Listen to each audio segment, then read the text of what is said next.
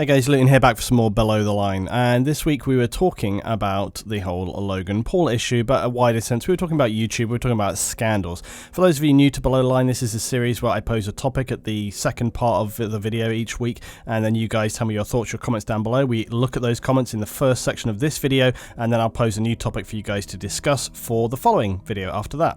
But before we get to that, I wanted to share a sentiment that I saw on Twitter that I thought was particularly relevant, and this is from Tyler Oakley. Also, if you guys don't follow me on Twitter, link is down below. Now, Tyler Oakley is another big YouTuber. He's got like 7 million subscribers.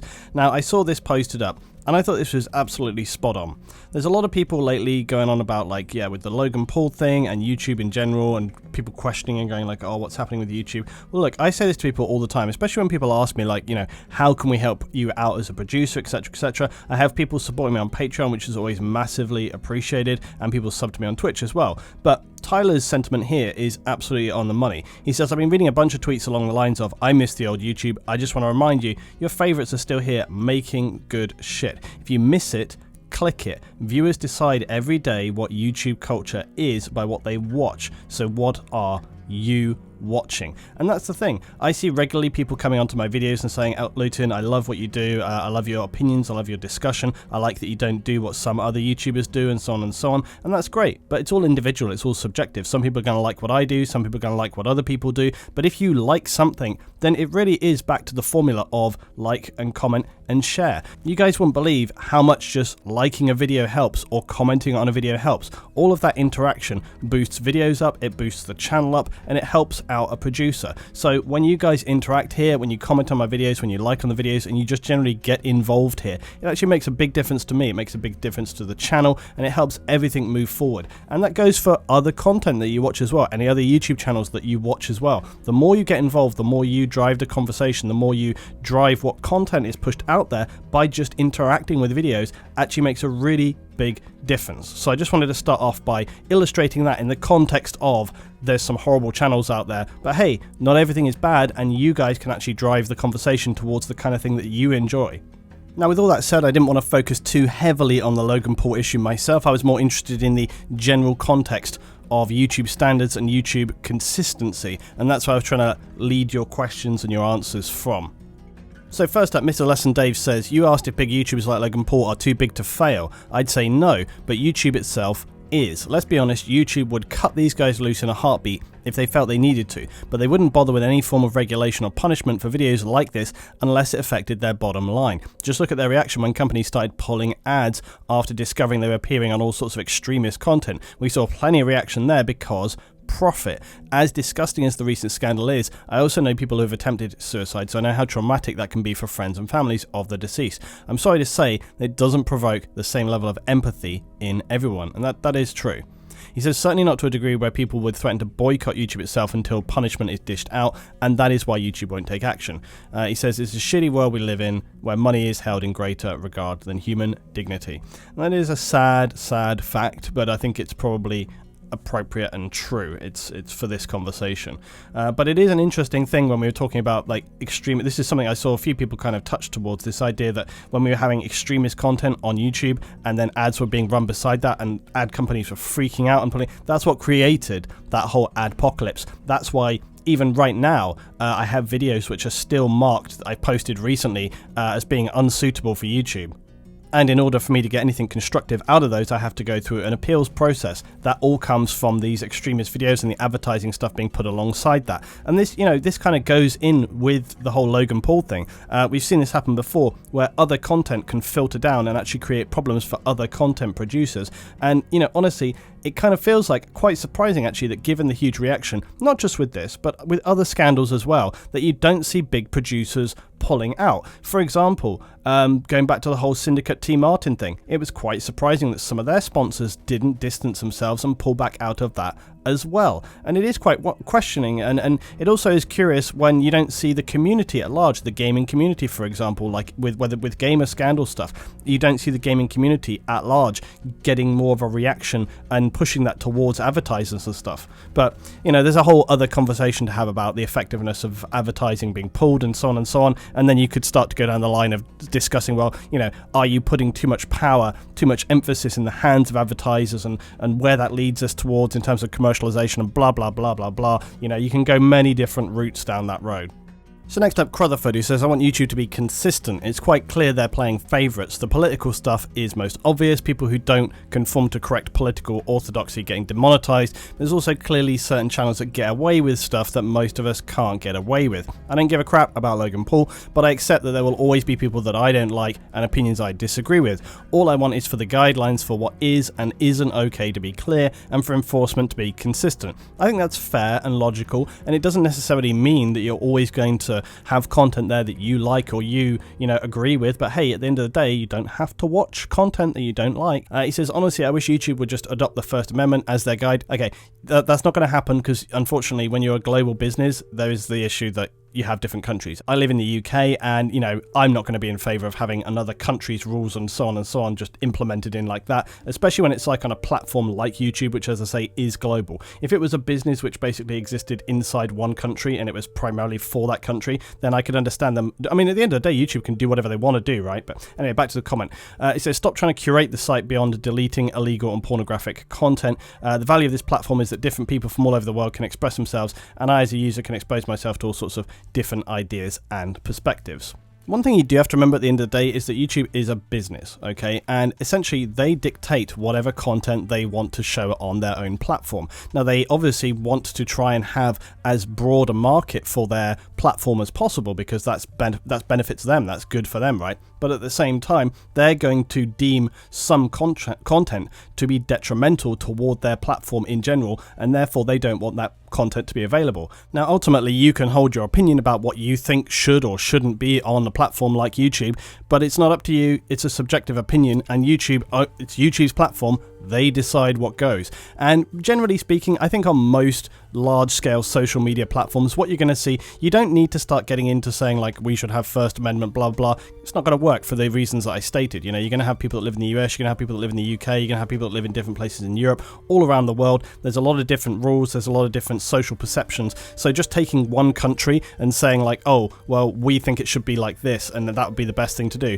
Well, what you think is the best doesn't necessarily equate to what other people think is the best. So at the end of the day, YouTube's going to decide what goes there, and it's down to them. But this is really what we're talking about, isn't it? Because even when they do have community standards, community rules, which are written down and they are clear, they do have the community standards for when you're uploading content. But even when people do that, there's plenty of stuff which drops through the cracks, and we see this happen all the time. And this actually happens in the news a lot. We actually see in the news when some video gets posted and it gets missed, and then people are questioning in the media like, why wasn't this picked up by YouTube? YouTube's not doing a good enough job, Twitter's not doing a good enough job. It comes up all the time when the first thing that happens is people saying like, oh, why didn't they get onto it? Why didn't they? Well, the simple reason being, it's pretty difficult to design algorithms to be able to understand like whether that is going to be shockingly offensive. And when you have something as large as YouTube, it's going to be very, very difficult to employ enough people to police it. But some people seem to think that that's what needs to happen. So it's a very, very contentious thing. Okay, next up, Ethan, who says, to be honest, LT, he knew what he was doing. Anybody would do anything for views these days. And the other sickening part about this is YouTube reviewed the video when it was flagged, so it was manually reviewed, which just goes to what I was literally just saying, you see. So somebody from Google YouTube watched the whole video, wasn't taken down, they left that video on his YouTube page for kids to see and for unwilling people to watch. I don't know about how you can be unwilling to watch, to be honest, but whatever. YouTube isn't a community anymore like it used to be. It's a business. That's not true either. That's completely YouTube is a community. It just depends on what communities you decide to be a part of, as I said at the beginning of the video today. He says it's used to be it's a business and they'll do anything to keep money flowing into their pockets. I mean, that is what a business is.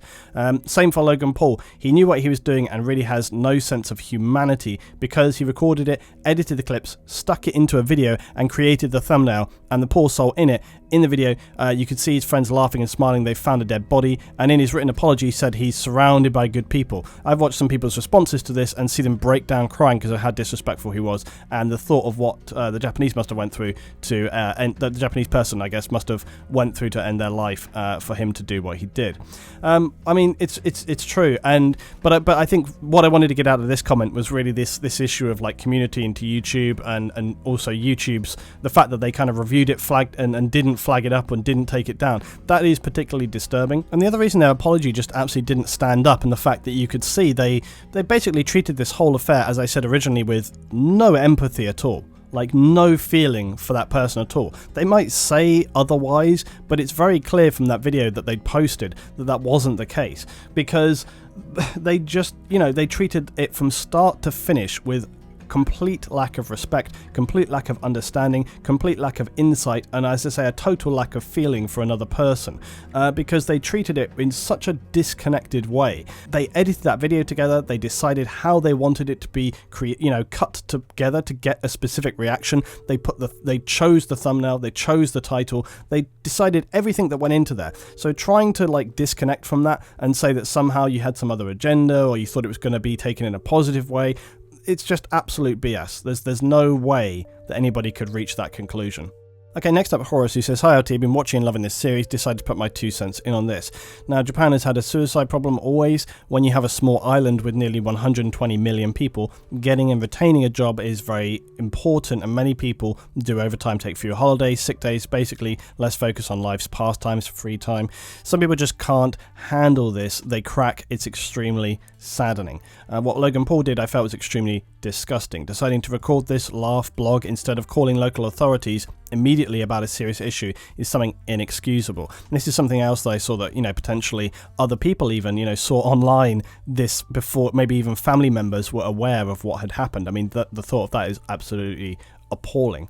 He says, "What infuriates me to no end is the wave of fans who actively defend him blindly, and the fact that he'll most likely go scot-free on YouTube because of that wonderful advertiser money. In a couple of years, this will all blow over, probably less than that, and if anything, this will give him more followers. That's already been seen to be the case. With these people, any popularity is good popularity. Yeah, it's the classic, all advertising is good. That's the biggest slap of face of all. No matter what they do, it's going to give them coverage, make them money. Even if by some miracle YouTube do get rid of Logan's channel, no chance. What's going to stop him is from setting up Instagram or Snapchat as a primary source of internet fame." Look, I think we all knew this, everybody knew this from the outset, and that's actually one of the reasons why I think people were very, very pissed off, is because people know that there's going to be absolutely zero consequences. But also, I think people are just fed up and pissed off with the fact that that's the world we live in now. I think people really are starting to have just had enough of this kind of crap. But I also do find it very disturbing that whenever you have these big communities, you do always get these ultra fans who are just it is like the dear leader. It is like a cult, really, because it's anybody who has any kind of still rational, still logical, able to think for themselves brain in their head can just look at this and see that there is no other way of looking at it. Not just this specific incident, but other incidents. That's what the point that I'm making is about this. It could be anything. It doesn't have to be Logan Paul. It could be anybody. Some incident occurs and people just will not accept reality, and that is a very, very disturbing trend that we've seen throughout 2017. Just people's inability to accept the face of things, to accept the logical reality, which is basically unquestionable. There's no other way of interpreting these things. And as I say, when you have that kind of thing happening, it really is kind of like a brainwashed cult, because then people are not really interpreting reality on its own merit, on its own logical arguments and its own demonstrable facts. They're just living in their own bubble, in their own head. Then they're just completely disconnected. And that's a disturbing thing, because that's when you start to get very worrying things happen. And that's when you start to have people essentially having too much power over others. It's a very worrying thing indeed. Okay, my one big comment today, Robert Morris. He says he rarely comments, but this piqued the interest. He says, "I'm sure that some people will disagree with me on this. That's absolutely fine. But my issue is not with the inaction of YouTube, but their lack of consistency." This is something I heard from quite a lot of people, a lot of comments. He says, "I'm sure everybody's aware YouTube seems perfectly happy to let a frankly inadequate algorithm play dice with many creators' livings, and yet the bot does nothing here. In fact, by all accounts, quite the opposite." He says a channel called Door Monster had a video demonetized with no explanation, but it seems it was likely due to the title, literally Hitler. He says if the algorithm picked this up, but failed to pick up the Logan Paul video, then it is entirely useless or not equally applied. And again, by all accounts, I think there were a few videos that got demonetized around this thing, but as I say, I do suspect that was down to more maybe what they titled it or the specific type of content they were running there.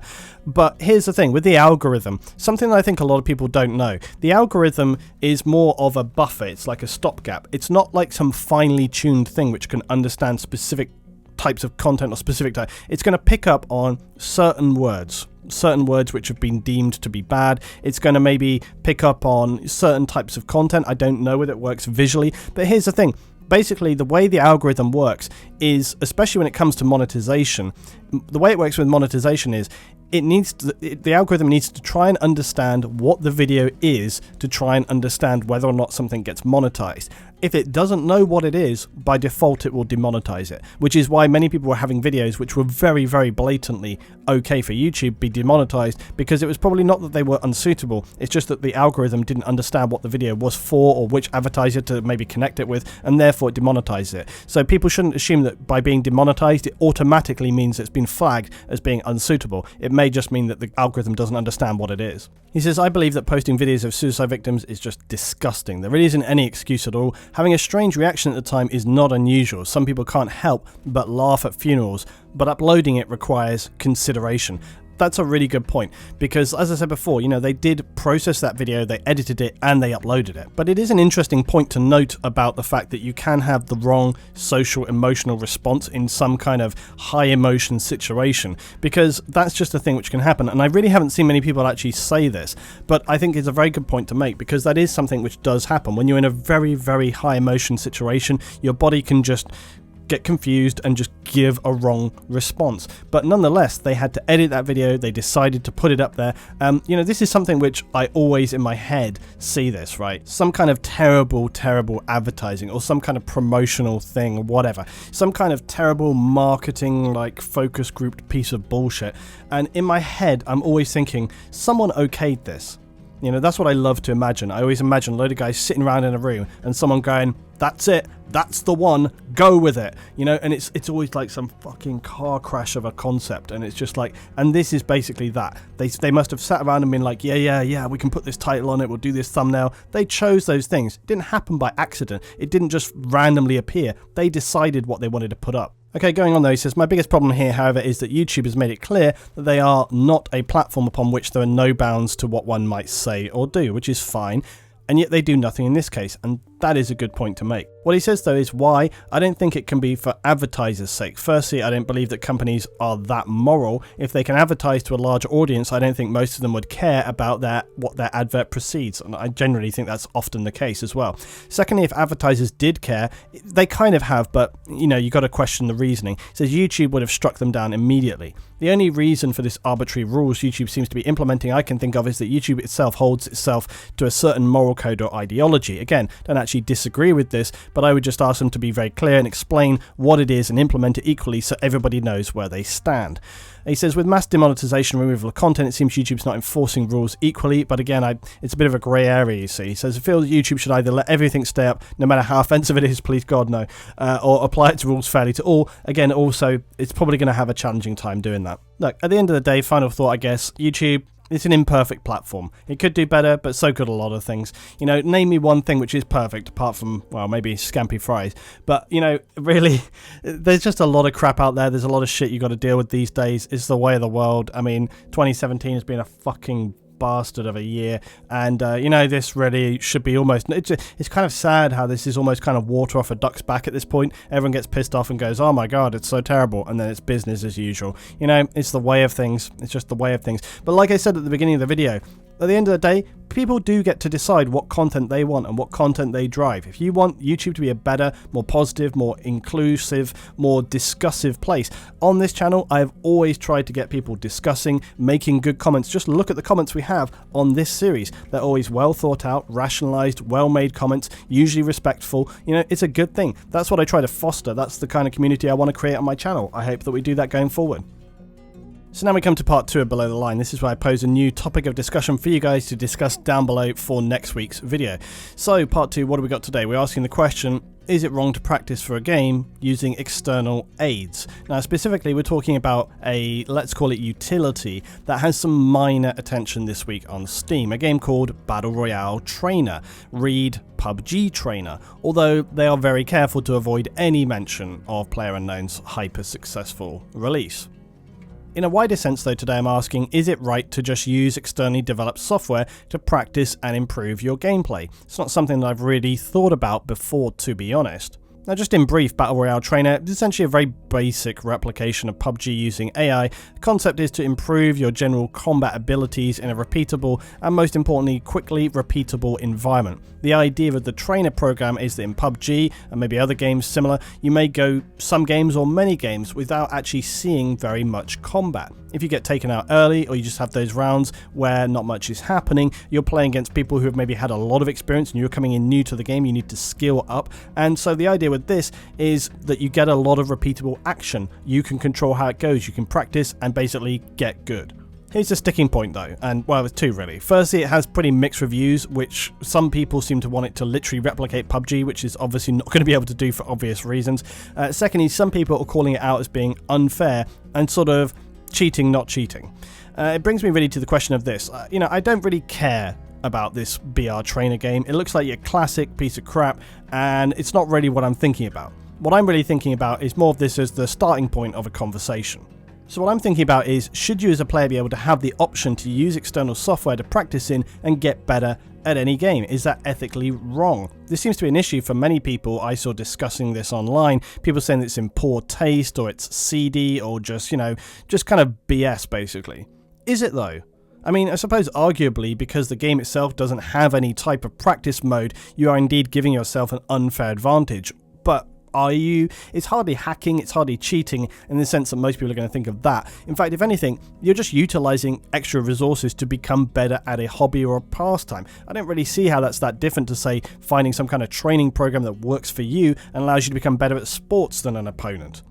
Finding some kind of system which works for you. Or how about this? Sometimes when I want to play something like Battlefield, I deliberately might play a more hardcore game with a higher damage model to warm up before I were to play, so that I feel more attuned and focused. And I generally find this seems to actually help me get on target more, feel more aggressive and sharpened up. Is that unfair?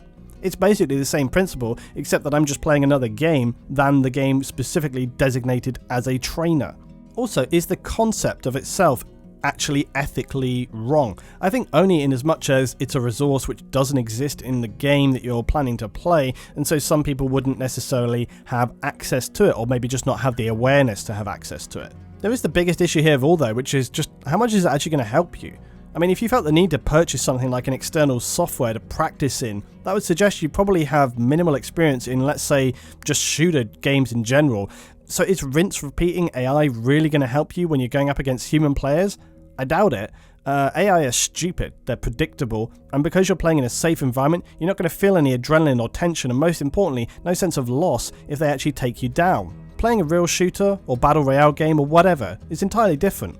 At best, some sort of external training system, unless it was genuinely designed with a specific game in mind and literally replicating the shooting patterns, recoil, subsequent mechanics, as well as having decent AI. But all that's going to do is assist a player to perhaps improve their actual muscle memory, their accuracy, just mechanical understanding, and those are all important things to have, but not as important as understanding how a human player is going to react or outplay you, or may fake you out or flank and counterattack you.